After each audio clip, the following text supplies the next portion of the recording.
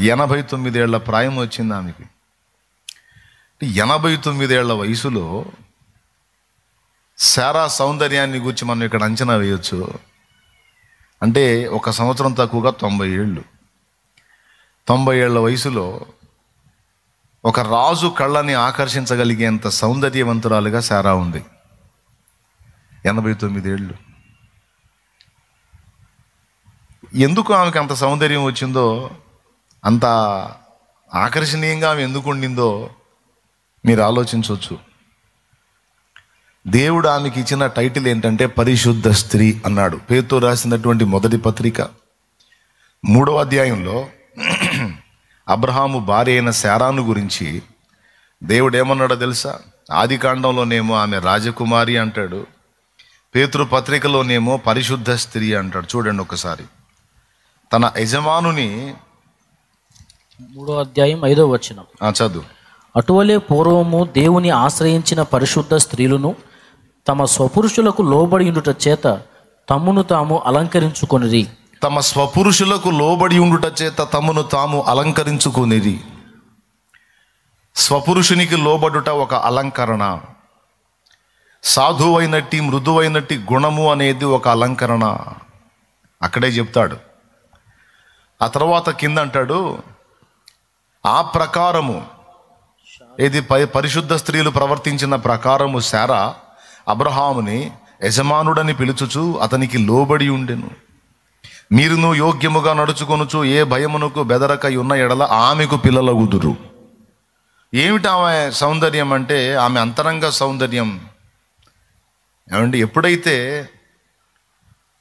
హృదయములో సౌందర్యము మనం కలిగి ఉంటామో బాహ్య రూపంలో కూడా ఇతరులకు మనం ఆకర్షణీయంగా కనపడతాం. హృదయ సౌందర్యమే గొప్పది. మొదట సింపుల్గా చెప్పొచ్చు, కొంతమంది చాలా అందంగా ఉంటారు కానీ హృదయం నిండా గర్వం ఉంటుంది. కొంతమంది అందగత్తెల పోటీల్లో గెలవకపోవచ్చు కానీ హృదయంలో సాధువైనట్టి మృదువైనట్టి గుణము అనేటువంటి అక్షయాలంకారం ఉంటుంది. విధేయత, దీన మనసు, లోబడుట అనే బుద్ధి కలిగినటువంటి శుభగుణం ఉంటుంది.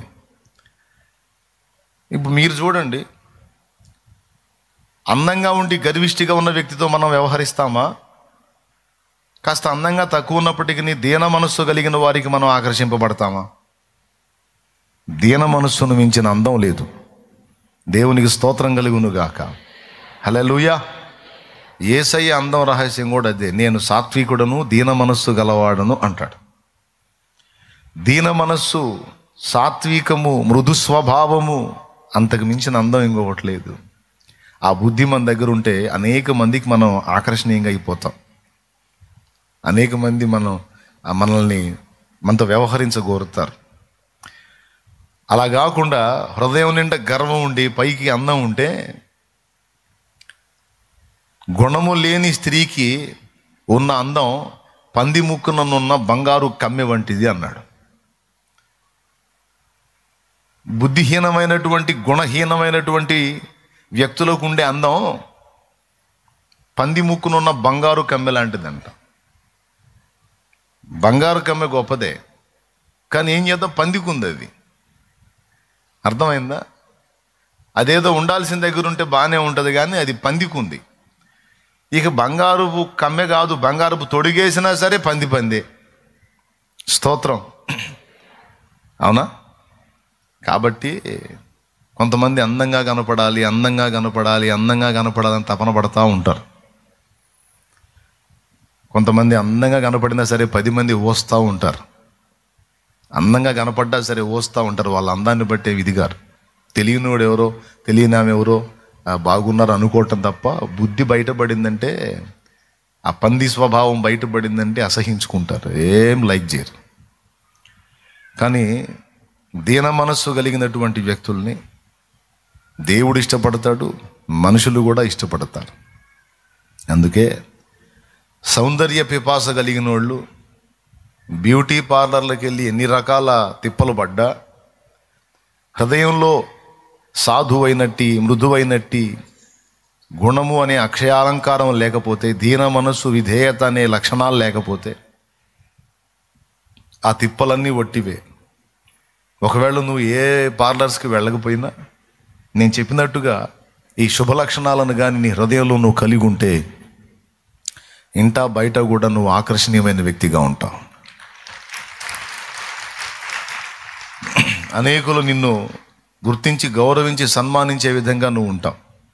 కాబట్టి హృదయ సౌందర్యం మీదనే మనసు పెట్టండి, కానీ భౌతిక సౌందర్యం కాదు. ఇప్పుడు శారమ్మ ఏం రాసింది, ఏం పూసింది, కానీ ఆమె అందం ఎంత ఉందండి, 89 సంవత్సరాల వయసులో. మనమైతే పెద్ద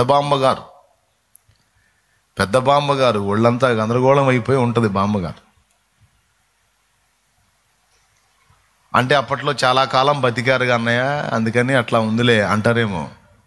లేదా బతికింది 120. ఈ సన్నివేశం జరిగినాక ఒక 30 ఏళ్ళు బతికింది అంతే, తర్వాత వెళ్ళిపోయింది. కాబట్టి మీరు సందర్భంలో వచ్చింది కాబట్టి చెబుతున్న అంశం అది కాదు. దేని మీద మనసు పెడతారు? పై ఆకర్షణల మీద కాదు, హృదయ అంతరంగ స్వభావం, అంతరంగ సౌందర్యానికి ప్రయారిటీ ఇవ్వండి. అసలు మనుషుల కంటే ముందు దేవునికి మీరు ఆకర్షణీయంగా ఉంటారు.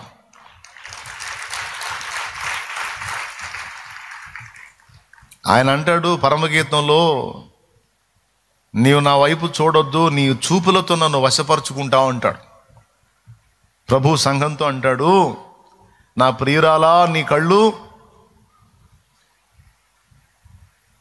చాలా అందంగా ఉన్నాయి, నువ్వు ఆ కళ్ళతో నన్ను చూడొద్దు, నువ్వు నీ చూపులతో నన్ను వశపరుచుకుంటున్నావు అంటాడు.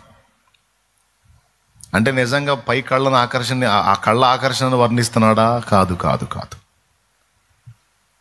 మనలో దేవుణ్ణి ఆకర్షించేది మనం కలిగి ఉన్న బాహ్య సౌందర్యం కాదు, అది టెంపరీ అని దేవుడికి తెలుసు. ఎందుకంటే ఆ బాడీ ఇచ్చింది ఆయనే. నా ముక్కు ఎంత చక్కగా ఉంటుందో అంటే ఆ ముక్కు పెట్టింది ఆయనే. స్తోత్రం. అర్థమైందా? నా కళ్ళు ఎంత చక్రాల్లా ఎంత పెద్దగా ఉంటాయో అంటే ఆ కళ్ళు ఇచ్చింది ఆయనే. చైనా వాళ్ళకి చీమ కళ్ళు ఇచ్చింది ఆయనే, మనకి కాస్త పెద్ద కళ్ళు ఇచ్చింది ఆయనే. నువ్వు ఏ విషయాన్ని పై శరీరానికి సంబంధించి దేన్ని వర్ణించుకున్నదంతా దేవుని దయా దానం. అది కూడా టెంపరీ.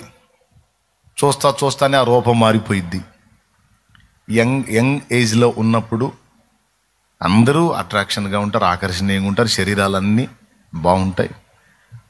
ఓ పెద్దోడు చెప్పాడు, యంగ్లో ఉన్న పంది కూడా అందంగానే ఉంటుందరా అని. చెప్తున్నా మాట వరుస. కానీ అదంతా దేవుడు ఏర్పరిచినటువంటి ఆకారం, రూపం. అది చూస్తానే మారిపోయిద్ది, ముసలితనం వచ్చింది, శరీరం స్థితి మారిపోయింది. అది పర్మనెంట్ కాదు, స్థిరం కాదు, శాశ్వతం కాదు. అది కానీ అంతరంగ స్వభావం ఉంది చూడు, హృదయ సౌందర్యం ఉంది చూడు, అది పర్మనెంట్. దాన్ని సిద్ధపరచుకునే విషయంలో మనం మైండ్ పెట్టాలి. అక్కడ రెడీ కావాలి మనం. ఈ పైకి రెడీ అవటం కాదు, అక్కడ రెడీ కావాలి.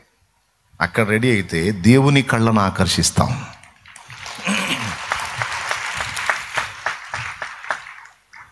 మృదు మధుర సుందర నారీమణి ఎద పవళించు నా ప్రాణేశ్వరి, ఒక్క చూపుతో నీ వాడనైతి, ఒక్క పిలుపుతో నీ వశమైతి. పావురమా నా పావురమా, నా నిర్మల హృదయమా, నా పావురమా. పరమగీతాన్ని ఉద్దేశించి రచించినటువంటి సంగతి ఇది. కాబట్టి దేవుని కళ్ళు ఆకర్షించాలని మీలో ఎంతమందికి ఉంది? దేవుని హృదయాన్ని ఆకర్షించాలని. దేవుడు కూడా ఆకర్షితుడు అవుతాడా అంటే అవుతాడు. దేన్ని బట్టి ఆకర్షితుడు అవుతాడు అంటే హృదయ సౌందర్యాన్ని బట్టి ఆయన ఆకర్షితుడవుతాడు. పరమగీతంలోని వర్ణన అంతా అదే. దేవునికి స్తోత్రం. ఈ పాయింట్ పక్కన పెట్టేద్దాం. పక్కనంటే హృదయంలో పక్కన పెట్టుకోండి, మొత్తానికి తీసేయకండి, హృదయంలో పక్కన పెట్టుకోండి. ఓకే, బయటికి నేను అందంగా లేను, లేకపోతే నేను కొంచెం వికారంగా ఉన్నాను, లేకపోతే నేను అలా ఉన్నాను ఇలా ఎప్పుడు ఫీల్ అవ్వద్దు. ఎప్పుడు ఫీల్ అవ్వద్దు. వాళ్ళు ఎర్రగా ఉన్నారు, తెల్లగా ఉన్నారు, నేను నల్లగా ఉన్నాను, నేను బాగలేను, అసలు నా ముఖం అద్దంలో చూసుకుంటే నాకే చిరాకు పుట్టిద్దని ఎప్పుడు అనుకోవద్దు బిడ్డ. ఎప్పుడు అనుకో. ఎర్రగున్నోళ్ళైనా తెల్లగున్నోళ్ళైనా ముసలోళ్ళు అవుతారుగా, అప్పుడు వాళ్ళ ముఖాలు కూడా అద్దాల్లో చూసుకుంటే వాళ్ళకి సేదరై పుట్టిద్ది. అవునా? ఎర్రగున్నోళ్ళు తెల్లగున్నోళ్ళు ఎండలోకి పోయారంటే అయ్యో నేను నల్లగా అయిపోయానని ఫీల్ అవుతారు. Colour change. అదే నల్లగా ఉన్న నువ్వు ఎండలోకి పోతే క్వాలిటీ పెరుగుతూ ఉంటుంది. దేవునికి స్తోత్రం. నాణ్యత ఏం ఫీల్ అవ్వదు. నేను ఒక మాట చెప్తాను, ఒకవేళ నువ్వు కలర్ తక్కువగా ఉన్నా, ఎందుకు ప్రభువా నన్ను ఇట్లా చేసావంటే దేవుడు అంటాడు, అందరిని ఎర్రగా తెల్లగా చేసి చిరాకు పుట్టిందిరా, అందుకే కొంచెం నీ కోటింగ్ మార్చాను, నాకు అందంగా ఉన్నావు బేట, నువ్వు ప్రశాంతంగా ఉండి అంటాడు. అసలు ఈ బాహ్య దృష్టిలో కనపడే వాటి మీద నువ్వు అసలు ఏ దిగులు పెట్టుకోవద్దు. జుట్టున్నా దిగులు పడొద్దు, జుట్టు ఊడిపోయినా దిగులు పడొద్దు. కొంతమంది మీలో జుట్టు ఊడిపోతుందని దిగులు పడుతుంటారు, జుట్టు ఊడిపోయినా దిగులు పడొద్దు. దేవునికి స్తోత్రం. అది బార జుట్టు అయినా ఫీల్ అవ్వద్దు, మూర జుట్టు అయినా ఫీల్ అవ్వద్దు, పిలక జుట్టు అయినా ఫీల్ అవ్వద్దు. అసలు వాటిని లక్ష్య పెట్టనే పెట్టద్దు. చూడండి వాళ్ళ పరిస్థితి చూడండి, మరి తీసేరా బాబు పాపం, వాళ్ళని మళ్ళీ బాధపడతారు. ఫోటో కనపడిందా మీకు? కనపడలేదా? నాకు మాత్రం వేసాడులే. కాబట్టి వాళ్ళందరినీ మనందరినీ నిర్మించింది దేవుడు. మొదట ఇంతమందిని ఇన్ని రకాలుగా చేసుకుంది దేవుడు. ఎవరికి ఎలా కనపడ్డా మనందరం దేవునికైతే చాలా అందంగా కనపడతాం. మనందరి తండ్రి ఆయన. మనం ఎర్రగా ఉన్నామని ముద్దాడు, నల్లగా ఉన్నామని తోసేయడు.